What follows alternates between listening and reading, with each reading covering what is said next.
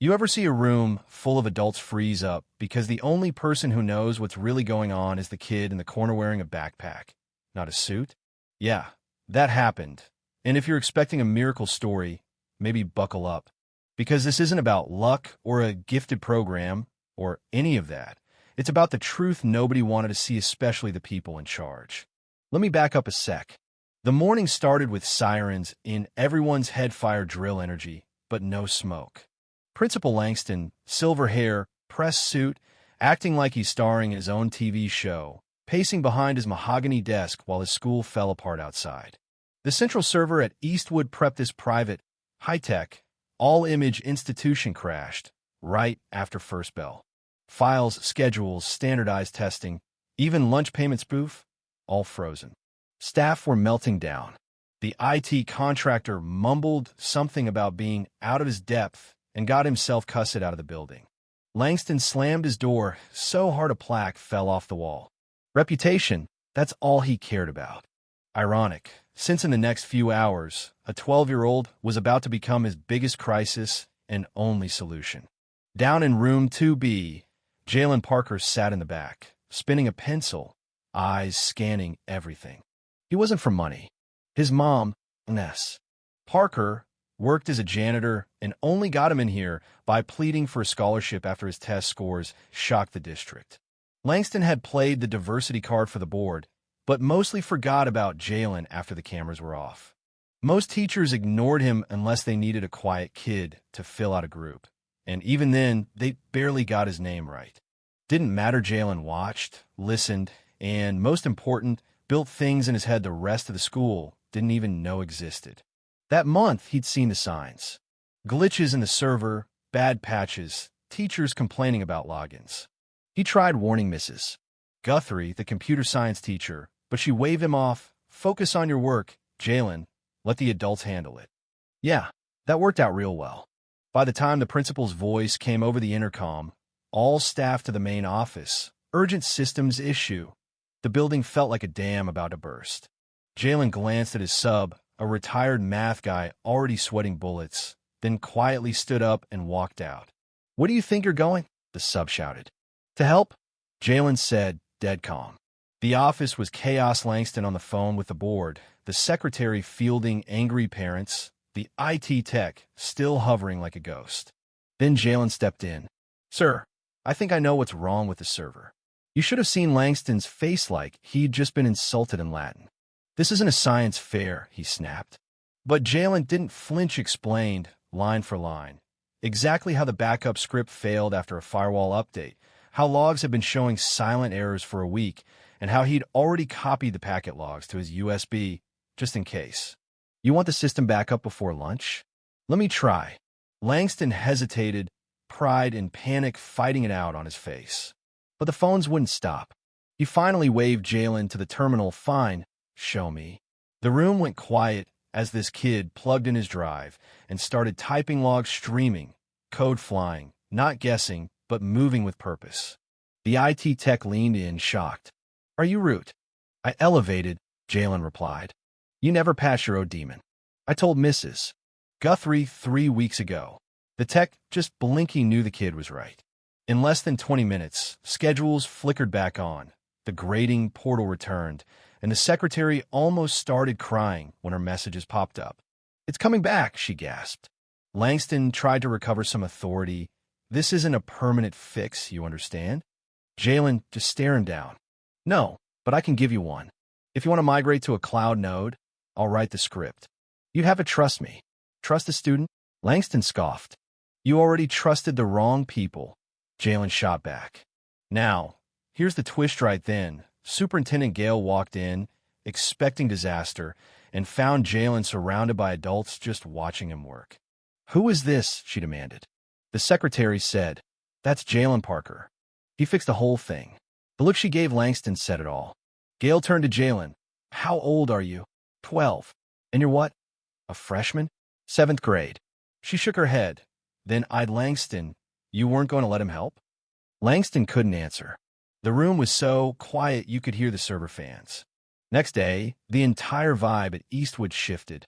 Whispers in the hall, Teachers looking at Jalen like he was radioactive, students asking if he was a hacker.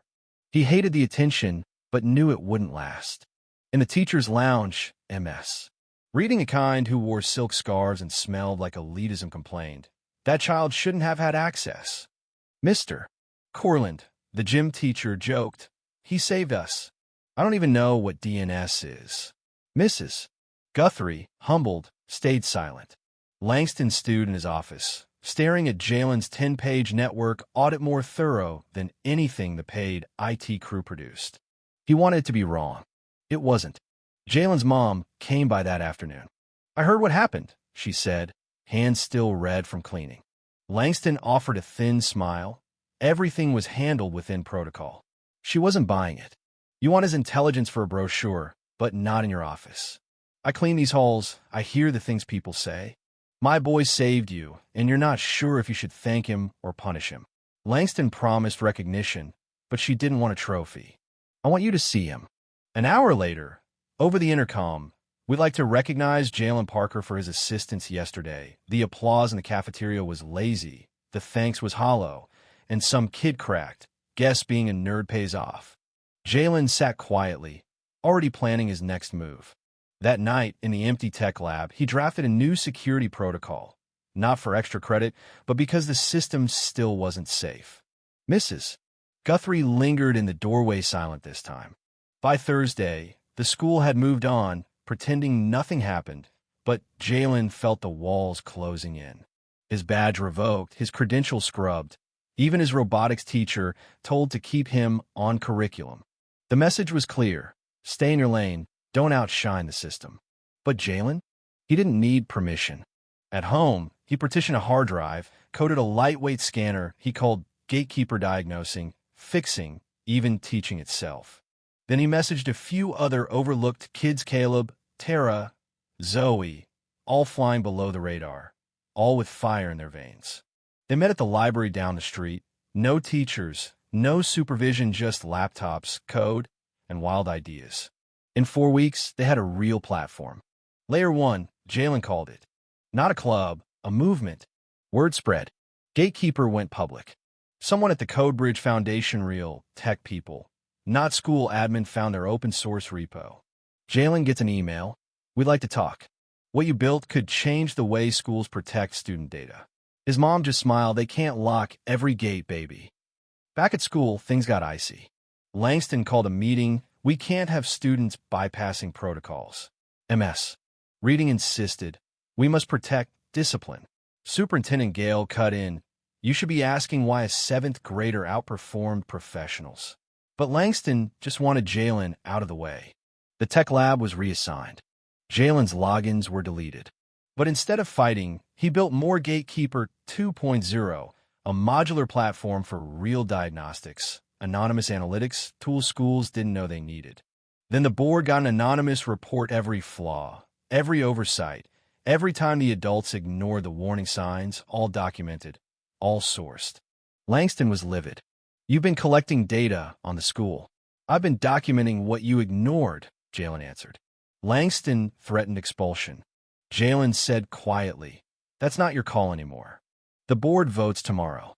And sure enough, the next day, in front of parents and reporters, Superintendent Gale announced Langston's removal and a full audit. The room buzzed. Cameras found Jalen. Did you want this to happen? I wanted them to listen. New leadership swept in DR. Valerie Owens, a reformer with no patience for politics, asked Jalen, what do you want? He said, a school that doesn't waste kids like us. She replied, then help me build it. For the first time, a kid was offered a seat at the table as architect, not mascot. Layer 1 was officially given Spasea, converted AV closet, posters on the wall, no permission needed. They mentored each other, built out Gatekeeper, got calls from city schools, even a university.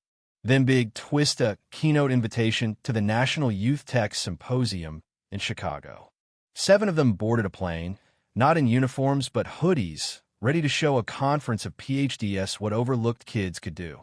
On stage, Jalen opened, I'm 12. My school didn't want to listen until everything crashed. Gatekeeper wasn't built to impress, it was built to protect kids like us from the systems that ignore us. They demoed live, fielded questions about security, and ethics. Zoe answered legal queries better than most adults.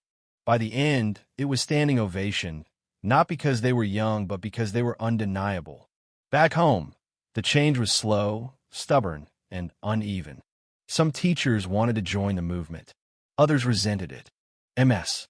Reading muttered, "Every institution has its limits." Jalen replied, "That's why we build new ones." When the board report dropped, buried on page 11 was a sentence that mattered. It is recommended Eastwood establish a permanent student-led tech and equity board based on Jalen Parker's leadership. They moved into their lab, built new tools, mentored the next wave. Jalen kept his name off the headline gatekeeper by students from Layer 1. It was never about spotlight. One day, a younger student tugged his sleeve. "Are you the real Jalen? I want to build stuff like you." Jalen knelt down, smiled, and said, "Start now.